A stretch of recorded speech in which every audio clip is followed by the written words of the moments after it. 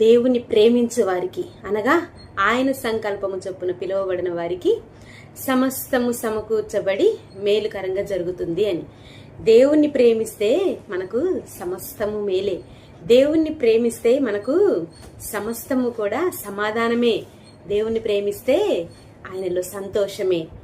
దేవుణ్ణి ప్రేమించకుండా మనుషుల్ని ప్రేమించి ఆ ప్రేమ కూడా మోసపూరితమైనదయ్యి అదే నిజమైన ప్రేమని నమ్మించి ఒకరినొకరు చంపుకొని ఎంత భయంకరమైన వార్తలు వింటున్నాం కదా ఈ దినాల్లో.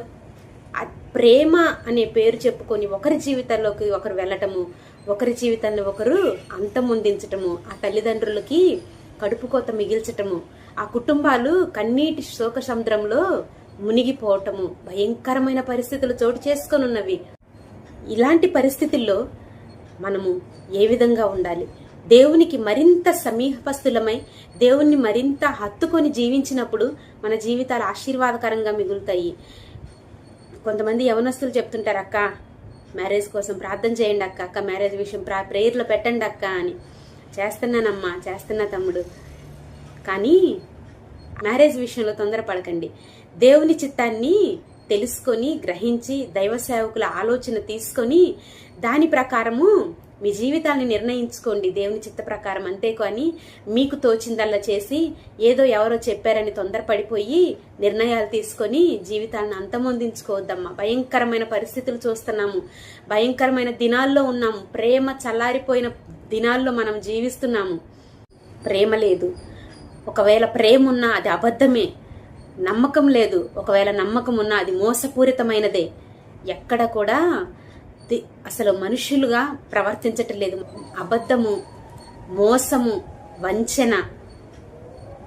ఆడపిల్లలు కూడా ఒక మగవాడిని చంపటానికి ఆలోచించకుండా వెనకాడకుండా భయంకరంగా కఠినమైన మనస్సులు కలిగి జీవిస్తున్నారు. అంటే అమ్మో ఎంత భయంకరమైన దుర్దినాల్లో ఉన్నామో ఆలోచిస్తుంటే ఒళ్ళు గగురు పొడుస్తుంది. అసలు ఇంత భయంకరంగా అయిపోయారేంటి మనుషులు అని. అబద్ధాలు, నమ్మక ద్రోహాలు, నయవంచనలు, మోసాలు. అబద్ధం అంటే చిన్న మాట అనుకుంటున్నారా? ఒక వ్యక్తి చెప్పేది ఈ పరిస్థితిలో నేనేదో చెప్పాలే అలా అని నిన్ను నువ్వు సమర్థించుకోవచ్చు. కానీ అబద్ధం ఆడటం అనేది దేవుని పరంగా వాక్యపరంగా చూస్తే అది చాలా పెద్ద తప్పు. అబద్ధం ఆడటం అంటే 10 ఆజ్ఞలలో ఒక ఆజ్ఞను నువ్వు మీరినట్లే. దేవుడు చెప్పిన ఆజ్ఞను నువ్వు మీరి నువ్వు భూమి మీద బ్రతుకుదామనేనా? నీ జీవితం సాఫీగా సాగిపోతుందనే ఒక నమ్మకంతోనే నువ్వు ఉన్నావు. దేవుని ఆజ్ఞను మీరి నువ్వు సంతోషంగా బ్రతకగలను అనుకుంటున్నావా? నీ కుటుంబంలో నువ్వు నీకు ఇష్టమైన రీతిలో హ్యాపీగా ఉండగలను అనుకుంటున్నావా? దేవుని ఆజ్ఞను ధిక్కరించి అబద్ధం ఆడకు, మోసం చేయకు, ఎదుటి వ్యక్తిని వంచకు. నిన్ను నమ్ముకున్న వాళ్ళని నువ్వు ఆ నమ్మకాన్ని నువ్వు నిలబెట్టుకో ఆ వ్యక్తుల దగ్గర. ఈ రోజుల్లో ప్రేమ కూడా మోసపూరితమైన ప్రేమే. అవసరాల కోసం పుట్టుకొస్తున్న ప్రేమలే. ఇక్కడ నాకు అవసరం తీరిపోతే అక్కడ ఇంకొంచెం బెనిఫిట్ ఉందనుకున్నప్పుడు ఈ అవసరాన్ని, ఈ ప్రేమని కడతీర్చేస్తున్నారు. ఈజీగా కడతీర్చేస్తున్నారు ఈ ప్రేమల్ని, ఈ అవసరాలని. అంత భయంకరమైన పరిస్థితుల్లో ఉంటున్నారు. కానీ దేవుడు అంటున్నాడు, ఒక్కసారి నువ్వు రా, నా దగ్గరికి రా, నీకు సమస్తము మేలుకరంగా జరిగిస్తాను అంటున్నాడు. కొంచెం ఆవగింజంత విశ్వాసం నా మీద చూపించు, నీకు నీ జీవితాన్ని నేను సమాధానకరమైన బాటలో నడిపిస్తాను అని అంటున్నాడు.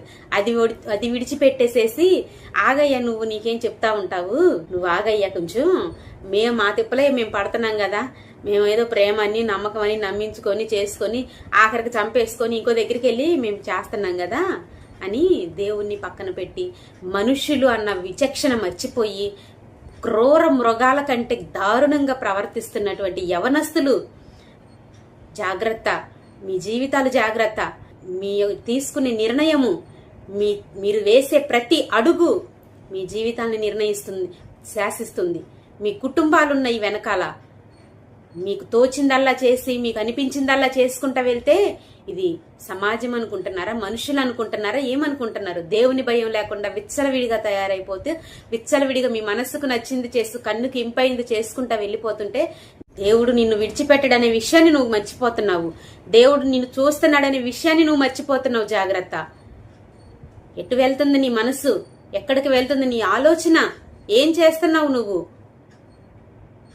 వాళ్ళు చేశారు కదా అని వీళ్ళు చేయటం, వీళ్ళు చేశారు వాళ్ళు చేయటం, ఒకళ్ళని చూసి ఒకళ్ళు అక్కడేదో జరిగిందని ఇక్కడ చేసేయటం. భయంకరమైన పరిస్థితుల్లో యవనస్తులు ఉన్నారు. యవనస్తులారా జాగ్రత్త తల్లి అని జాగ్రత్త. మన యొక్క ఆలోచన విధానము, మన యొక్క మాట, మన యొక్క ప్రవర్తన ఎలా ఉండాలి, ఎలా ఉంటే మనం సమాజంలో క్షేమంగా ఉండగలుగుతాము, మన కుటుంబాలు క్షేమంగా ఉండగలుగుతాయి అనేది ఒకసారి గ్రహించుకో. మనసుకు తోచిందల్లా చేసి కన్నుకి ఇంపైందల్లా చేసుకుంటా వెళ్ళాలి అనుకుంటే నీ జీవితం అదో పాతాళానికి గురైపోతుంది. జాగ్రత్త. నీ కుటుంబాలు ఏమైపోతాయో ఒకసారి ఆలోచించుకో. ఆలోచన విచక్షణ మర్చిపోయి మృగాల్లాగా ప్రవర్తించకండి. అపనమ్మకాలు, నమ్మకం లేని ప్రేమలు, అబద్ధాలతో కూడిన ప్రేమలు, ఒకరి విలువలు ఒకరికి తెలియనప్పుడు ఇది ఒక మనం ఏదో ఉన్నాంలే అని ముసుగులో ఉండి మిమ్మల్ని మీరు మోసపుచ్చుకుంటాం, ఒకరినొకరు మభ్యపెట్టుకుంటా చేసేది వద్దమ్మా. అసలు దేవుని వైపురా, దేవునిలో నిలబడు, దేవునిలో జీవించు, దేవుని దగ్గర అడుగు. అయ్యా నా జీవితం ఏంటి, నా ఎడల నీ యొక్క ఆలోచన ఏంటయ్యా, నీ నిర్ణయం ఏంటయ్యా, నీ చిత్తం ఏంటయ్యా అని దేవుణ్ణి అడుగు. దేవుడు నిర్ణయిస్తాడు నీ జీవితాన్ని. నువ్వు నిర్ణయించుకునేదైతే ఎక్కడికో వెళ్ళిపోయి తోసేసుకోవటమో కప్పేసుకోవటమో జరుగుతుంది. నీ నిర్ణయాలు నీ ఆలోచనలతో కూడింది. దేవుని సన్నిధిలో మోకరించి ప్రార్థించు. దేవుడు నీ జీవితాన్ని నిర్ణయిస్తాడు. అది ఆశీర్వాదకరంగా ఉంటుంది. భయంకరమైన దుర్దినాల్లో ఉంటున్నామన్న విషయం మర్చిపోవద్దు. మీ కుటుంబాలు, మీ జీవితాలు జాగ్రత్త.